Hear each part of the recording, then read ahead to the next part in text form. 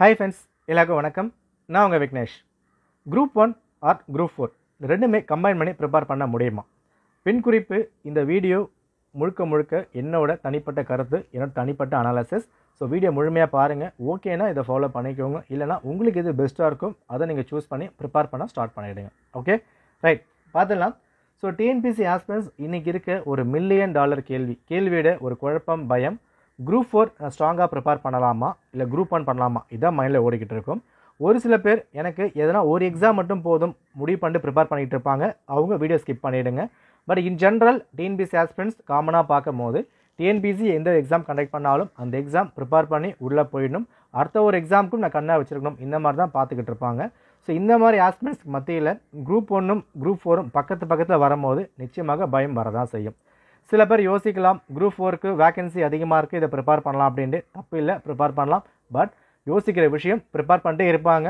ஒருவேளை exam clear ஆகாமல் போயிடுச்சு அப்படின்னா குரூப் 1 மிஸ் பண்ணிவிடுவோமோ, இல்லை குரூப் 1 நம்ம ப்ரிப்பேர் பண்ணலாம், குரூப் 1ல் இன்டர்வியூ இருக்குது, மெயின்ஸ் இருக்குது, ஹை போஸ்ட் இருக்குது, பட் அதிகமான வேகன்சி கிடையாது, குரூப் 4 மிஸ் பண்ணுறோமா, இந்த மைண்ட் செட் நிச்சயமாக இருக்கும். ஓகே, ஸோ இந்த இடத்துல குரூப் 1ம் குரூப் 4ம் கம்பைன் பண்ணி எப்படி ப்ரிப்பேர் பண்ணலாம், அதுக்கான ஒரு சின்ன சொல்யூஷன் நம்ம பார்ப்போம். என்னோட ஐடியா இது. ஓகேன்னா அதை ஃபாலோ பண்ணிக்கோங்க, இல்லை நீங்கள் விட்டுடலாம். ரைட்டா? சரிங்க. ஃபர்ஸ்ட் எக்ஸாம் எப்போ வந்திருக்கு? Group 1 exam July 13, group 1 exam June 9. So இதுக்கு இன்னும் ஒரு 100 டேஸ் இருக்குது. இங்கே இதுக்கு இன்னும் ஒரு 70 நாள் இருக்குது. இடைப்பட்ட காலம் 30 நாள். ஓகேவா? இதை மைண்டில் வச்சுக்கோங்க. இப்போது இந்த 30 நாள் அப்படியே பின்னாக மறந்துடுங்க. 30 நாள் ஓரமாக பின்னாக இருக்கட்டும், நம்ம லாஸ்ட்டாக பார்ப்போம். ரைட்? ஓகே. இப்போ 70 நாள் நம்ம என்ன பின்னாக பண்ண போகிறோம், எப்படி கொண்டு போகணும், நான் குரூப் 1க்கும் படித்த மாதிரி இருக்கணும், குரூப் 4க்கும் படித்த மாதிரி இருக்கணும், அதை கொண்டு போகணும். ரைட்? ஏன்னா பிலிம்ஸ் சொல்லும் போது ஆல்மோஸ்ட் உங்களுக்கு ஒரு காமன் சிலபஸாக இருக்கும். நிறைய பேர் யோசிக்கிறது குரூப் 1னா கஷ்டமாக கேட்பாங்க, குரூப் 4னா ஈஸியாக கேட்பாங்க. தயவு செஞ்சு அதை விட்டுருங்க. இது எல்லாமே மலையேறி போயிடுச்சு, காலங்கள் மாறிடுச்சு. லாஸ்ட்டாக கண்டக்ட் பண்ண குரூப் 4 குரூப் 1 கம்பேர் பண்ணிங்கன்னா குரூப் 4 தான் ஜிஎஸ் கஷ்டமாக இருந்தது. ஓகே, இப்போ ஆல்மோஸ்ட் எல்லாமே மாறிட்டு இருக்கிறதுனால ப்ரிப்ரேஷன் நம்ம அந்த மாதிரி தான் கொண்டு போக போகிறோம். ஃபர்ஸ்ட் என்ன அப்படின்னா, மேக்ஸில் 25 கேள்விகள். 2 பேருமே ஒரே புக்கு தான் படிக்க போகிறீங்க. குரூப் 1க்கும் அதே தான், குரூப் 4க்கும் அதே தான். ரொம்ப டிப்பிக்கலாக ரொம்ப கஷ்டமெல்லாம் பின்னாக வரப்போகிறது கிடையாது. சொல்லப்போனால் குரூப் 1 விட குரூப் 4ல் மேக்ஸ் கஷ்டமாக வர வாய்ப்புகள் இருக்குது. ஓகேவா? அப்போ என்ன பண்ண போகிறீங்க, மேக்ஸ் நீங்கள் ப்ரிப்பேர் பண்ண போகிறீங்க. இந்த 25 கொஸ்டின் ப்ரிப்பேர் பண்ணிட்டீங்கன்னா குரூப் 1க்கும் ரெடி ஆகிடுச்சு, குரூப் 4க்கும் ரெடி ஆகிடுச்சு. இது ஃபஸ்ட்டு விஷயம். இதை நீங்கள் காமனாக பின்னாக வச்சுக்கோங்க. அடுத்த விஷயம், previous year question paper. Right? So இந்த ப்ரீவியஸ் இயர் கொஷின் பேப்பரில் நீங்கள் எப்போவுமே படிக்க போகிறது டிஎன்பிஎஸ்சி குரூப் 1 மட்டும் கிடையாது. குரூப் 1, குரூப் 2, குரூப் 4 எல்லாமே கம்பைன் பண்ணி தான் படிக்க போகிறீங்க. நீங்கள் குரூப் 1க்காக ஃபோக்கஸ் பண்ணாலும் குரூப் 4க்காக ஃபோக்கஸ் பண்ணாலும் இதை லாஸ்ட் நீங்கள் படித்ததாக ஆகணும். மினிமம் லாஸ்ட் 5 வருஷம் பேப்பராவது எல்லா எக்ஸாமும் நீங்கள் ப்ரிப்பேர் பண்ண போகிறீங்க. அப்படி ப்ரிப்பேர் பண்ணிங்கன்னா இந்த இடத்துல என்ன பண்ண போகிறீங்க, மினிமம் ஒரு 10லேருந்து ஒரு 20 கேள்விகள் நீங்கள் தயாராகிட்டீங்க. 2 எக்ஸாமுக்கும் காமனாக முடிஞ்சு போச்சா? ரைட். அடுத்தது இந்த இடத்துல இந்த ஜென்ரல் தமிழ் அப்படின்ற விஷயம் தாங்க ஒரு பெரிய டாஸ்க்காக இருக்க போகுது. ஏன்னா குரூப் 1க்கு தமிழ் கிடையாது, குரூப் 4 தமிழ் உண்டு. அப்போ டைம் எப்படி நம்ம இப்போ நாங்கள் மேனேஜ் பண்ண போகிறோம்? தமிழ் பொறுத்த வரைக்கும் டெய்லி நல்லா பார்த்துக்கோங்க. தமிழ் பொறுத்த வரைக்கும் டெய்லி 1லேருந்து 1.5 மணி நேரம் வரைக்கும் நீங்கள் ஸ்பெண்ட் பண்ணுங்கள். அதாவது 90 நிமிஷம். இந்த 90 நிமிஷம்னு சொல்லும் போது 90 நிமிஷத்தில் ஒரு செகண்ட் கூட வேஸ்ட் பண்ணக்கூடாது. ஏன்னா தமிழ் 100 கேள்வி இருக்குது. இந்த 100 கேள்வி யார் ஒருத்தர் ஸ்ட்ராங்காக போடுறாங்களோ அவங்க தான் குரூப் 4 அடிக்க முடியும், இல்லையா? அப்போ என்ன பண்ண போகிறீங்க, அந்த 1.5 மணி நேரம் நிச்சயமாக போதுமானதாக வந்திருக்கும். 6லேருந்து 12th வரைக்கும் ஆல்மோஸ்ட் கொஞ்சமாக நீங்கள் படித்து வச்சுருப்பீங்க. நோட்டிஃபிகேஷன் வந்து ஒரு மாதம் கிட்ட ஆகிடுச்சு, கொஞ்சமாக நீங்கள் படிச்சிருப்பீங்க. இப்போ ரிவைஸ் பண்ணால் போதுமானதாக வந்திருக்கும். தினமும் ஒரு இயல் நீங்கள் ப்ரிப்பேர் பண்ணால் கூட கரெக்டாக பின்னா கொண்டு போயிடும்னு குரூப் 4 பொறுத்த வரைக்கும். ரைட்டா?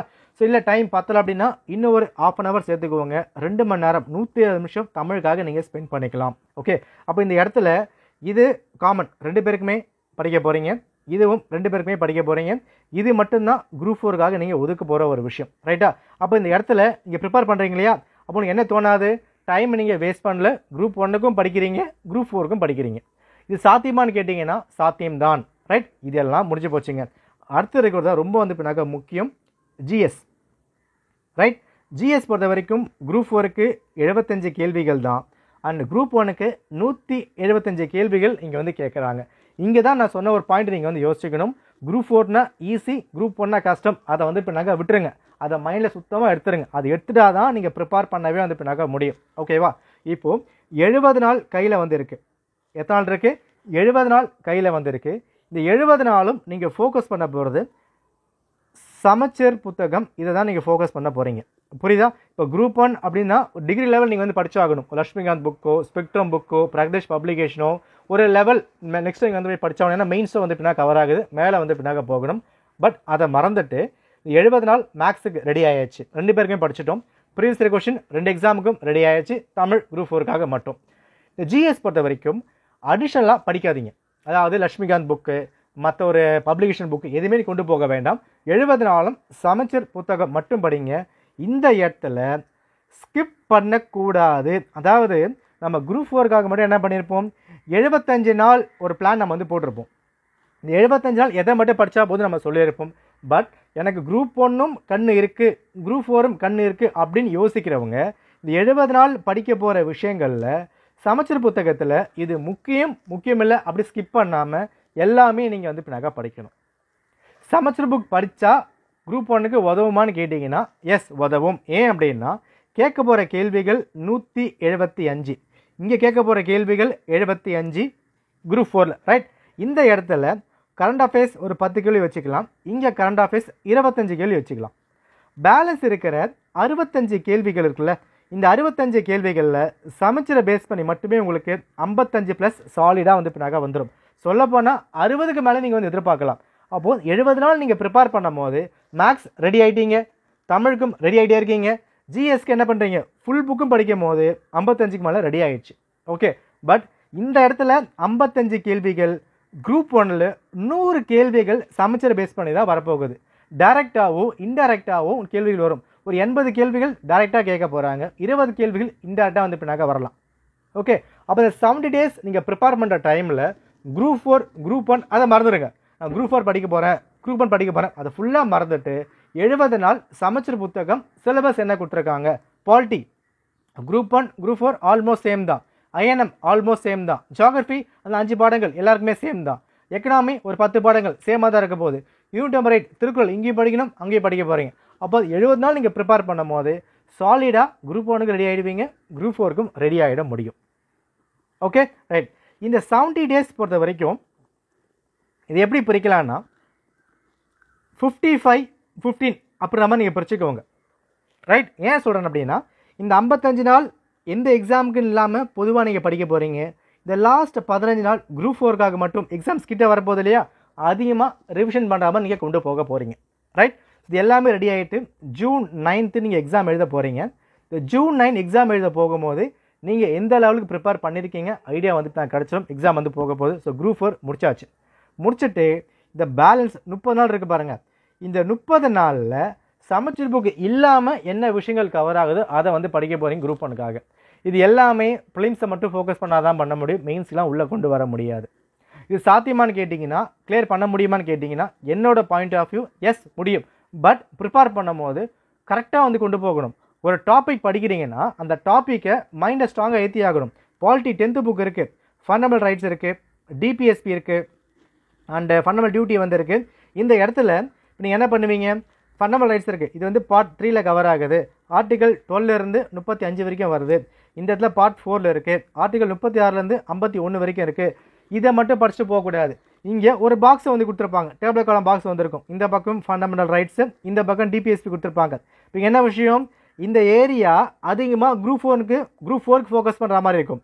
இந்த ஏரியா அதிகமாக குரூப் 1க்கு ஃபோக்கஸ் பண்ணுற மாதிரி வந்திருக்கும். அப்போ ஒரே பாடம் தான் படிக்க போகிறீங்க, இதையும் படிச்சிடணும் இதையும் படிச்சிடணும். 70 நாளில் படிக்கும் போது குரூப் 4க்கும் தயாராகியாச்சு, குரூப் 1க்கும் தயாராகிட்டோம். இப்படி தான் நீங்கள் வந்து கொண்டு போகணும்.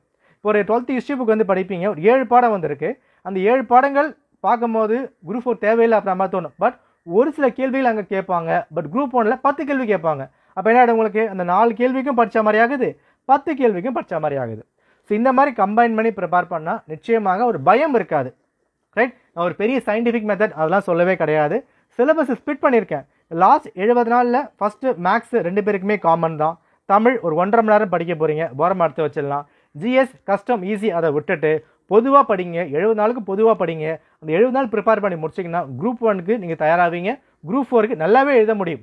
தாராளமாக வந்து இப்போ நகை போதும். நமக்கு தேவை சமைச்சல் புக்கை முடிக்கணும், அவ்வளோதான் மெயின் டாஸ்க்கு 70 நாளில்.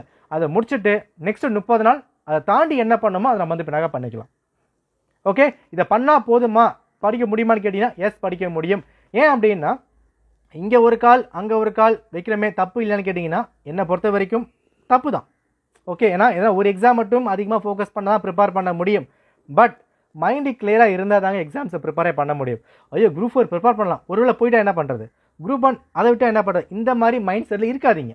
அப்படி இருந்தால் எதுவுமே வந்து கிடைக்காது. இங்கே ஒரு கால் அங்கே ஒரு கால், அப்புறமா வந்து இப்போ நகை போயிடும். ஓகே, நத்திங் அப்படின்னு சொல்கிறத விட சம்திங் வந்து இப்போ நகை better, right? Something is better then nothing அப்படின்னு சொல்கிற மாதிரி ரெண்டுத்துக்குள்ளேயும் படிக்காமல் ரெண்டுத்துமே போட்டு குழப்பிக்காமல் ரெண்டுமே இல்லாமல் போகிறத விட ரெண்டுமே கரெக்டான வழியில் கொண்டு போனீங்கன்னா நிச்சயமாக அது பண்ண முடியும். ஸோ குரூப் 4 ஒரு பக்கம், குரூப் 1 ஒரு பக்கம், ரெண்டு பேருக்குமே பொதுவாக இருக்கிற விஷயம் சமைச்ச புத்தகம் அண்ட் மேக்ஸு.